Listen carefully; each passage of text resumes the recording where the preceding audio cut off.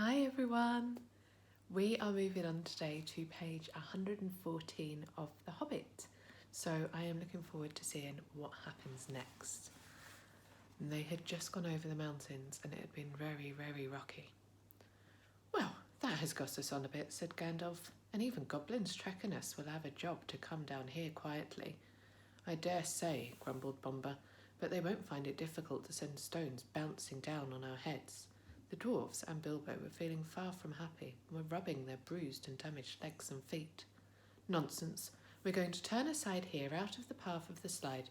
We must be quick. Look up at the light. The sun had long gone behind the mountains. Already the shadows were deepening about them, though far away through the trees and over the black tops of those growing lower down, they could still see the evening lights on the plains below. They limped along now as fast as they were able down the gentle slopes of a pine forest in a slanting path leading steadily southwards. At times they were pushing through a sea of bracken with tall fronds rising right above the hobbits' heads. At times they were marching along quietly, as quiet over a floor of pine needles, and all the while the forest gloom got heavier and the forest silence deeper. There was no wind that evening to bring even a sea sighing into the branches of the trees.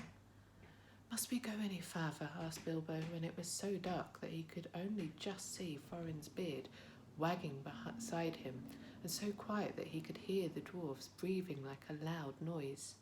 My toes are all bruised and bent, and my legs ache, and my stomach is wagging like an empty sack. A bit further, said Gandalf. After what seemed ages further, they came suddenly to an opening where no trees grew. The moon was up and was shining into the clearing. Somehow it struck all of them as not at all a nice place, although there was nothing wrong to see. All of a sudden they heard a howl away downhill, a loud, shuddering howl. It was answered by another away to the right and a good deal nearer to them, then by another, not far away to the left. It was wolves howling at the moon, wolves gathering together. There were no wolves living near Mr. Baggins' hole at home, but he knew that noise. He had had it described to him often enough in tales. One of his elder cousins on the Took side, who'd been a great traveller, used to intimidate it to frighten him. To hear it out in the forest under the moon was too much for Bilbo. Even magic rings are not much use against wolves, especially against the evil packs that lived under the shadows of the goblin-infested mountains over the edge of the wild on the borders of the unknown. Wolves of that sort smell keener than goblins and do not need to see you to catch you. What shall we do? What shall we do? He cried. Escaping goblins to be caught by wolves, he said, and it became a proverb, though we now say out of the frying pan into the fire, in the same sort of uncomfortable situations. Up the trees, quick, cried Gandalf, and they ran to the trees at the edge of the glade, hiding for those that had branches fairly low or were slender enough to swarm up. They found them as quick as ever they could, you could guess, and up they went as high as ever they could trust the branches. You would have laughed, from a safe distance, if you'd seen the dwarfs sitting up in the trees with their beards dangling down, like old gentlemen gone cracked and playing at being boys. Killy and Filly were at the top of a tall larch like an enormous Christmas tree. Dorry, Norry, Orry, Oin and Gloin were more comfortable in a huge pine with regular branches sticking out at intervals like the spokes of a wheel. Bifur, Bofur, Bomber and Thorin were in another.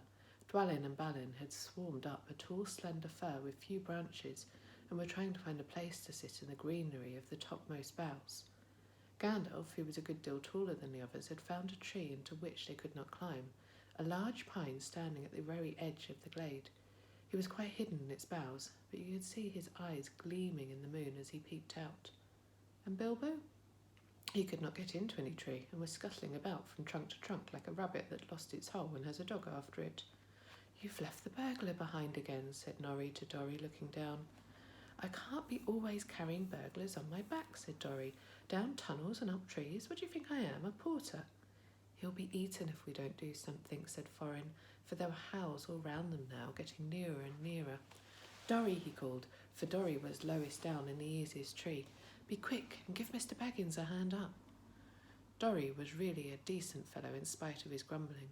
Poor Bilbo could not reach his hand even when he climbed down to the bottom branch and hung his arm down as far as ever he could.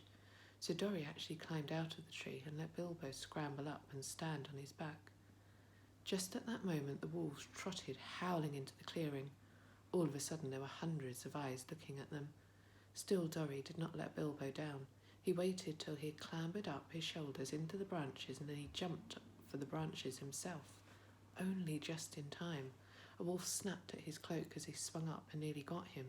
In a minute there was a whole pack of them yelping all round the tree and leaping up on the trunk with eyes blazing and tongues hanging out.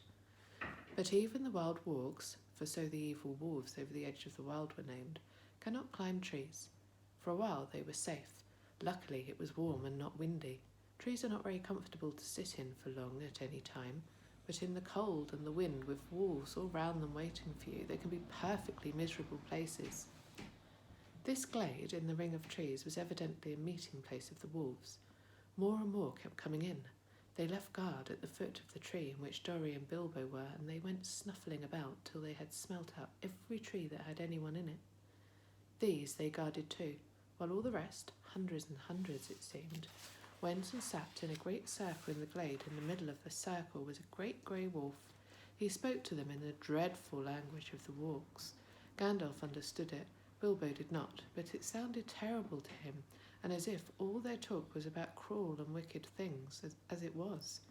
Every now and then all the wargs in the circle would answer their grey chief altogether, and their dreadful clamour almost made the hobbit fall out of the pine tree. I will tell you what Gandalf heard, though Bilbo did not understand it. The wargs and the goblins often helped one another in wicked deeds.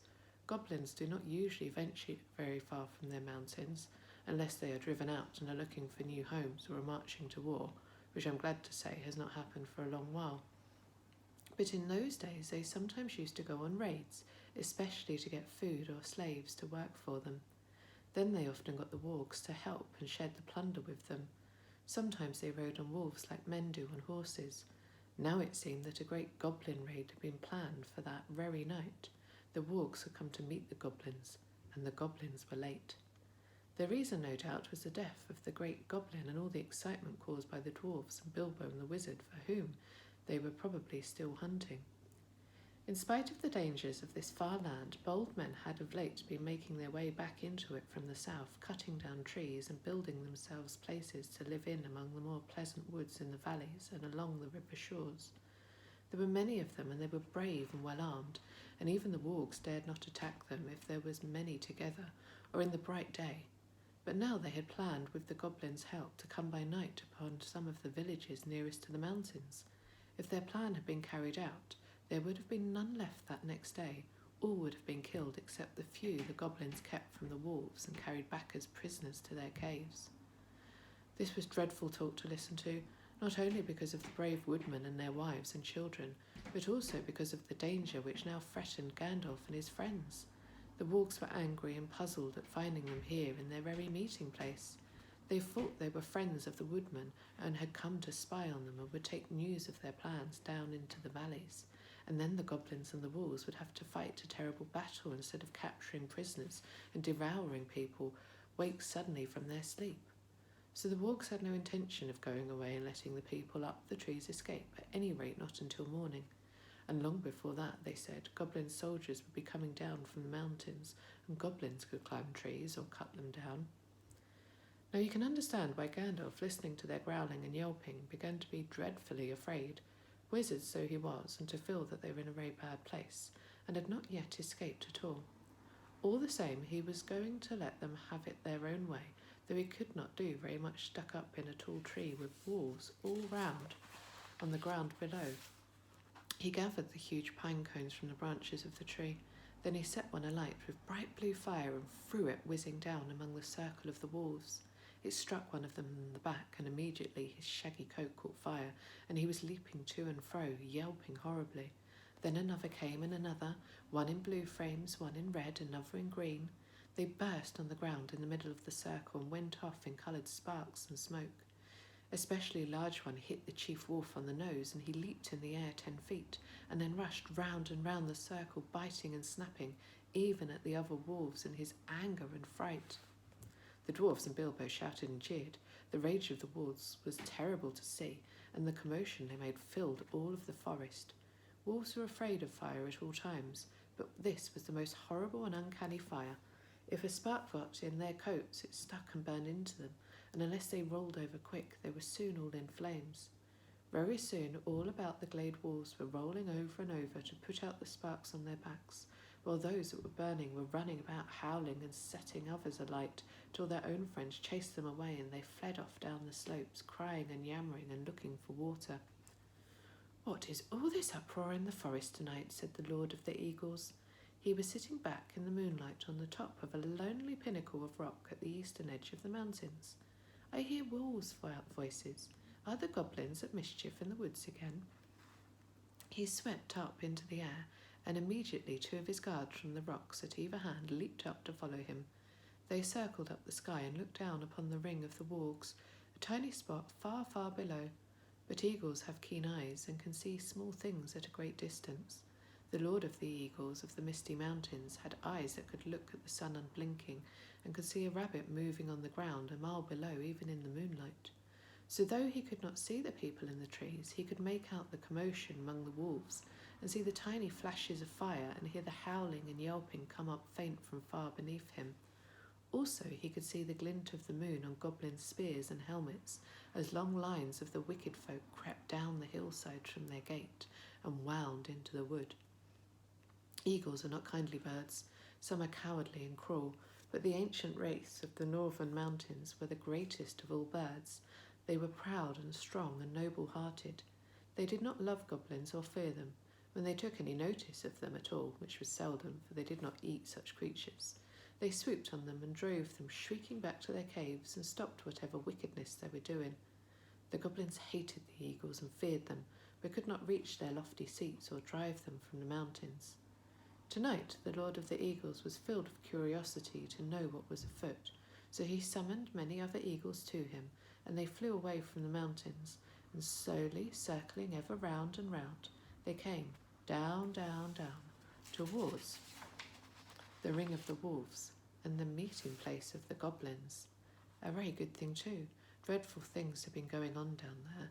The wolves that had caught fire and fled into the forest had set it alight in several places. It was high summer, and on this eastern side of the mountain there had been little rain for some time.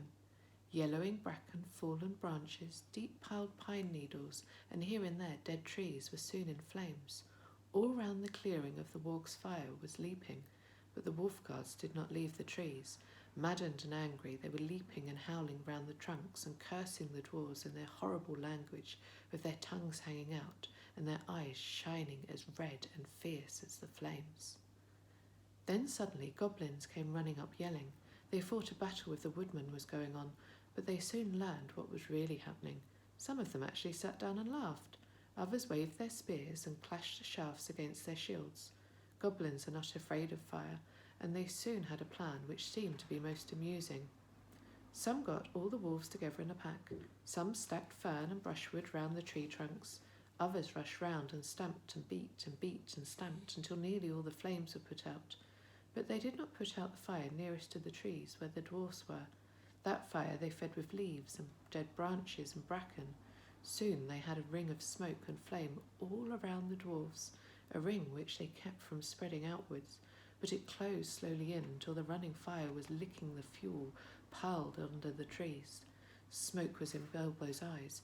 He could feel the heat of the flames, and through the reek he could see the goblins dancing round and round in a circle, like people round a midsummer bonfire. My goodness. Well, we will finish there today, and we will see what happens tomorrow. See you later.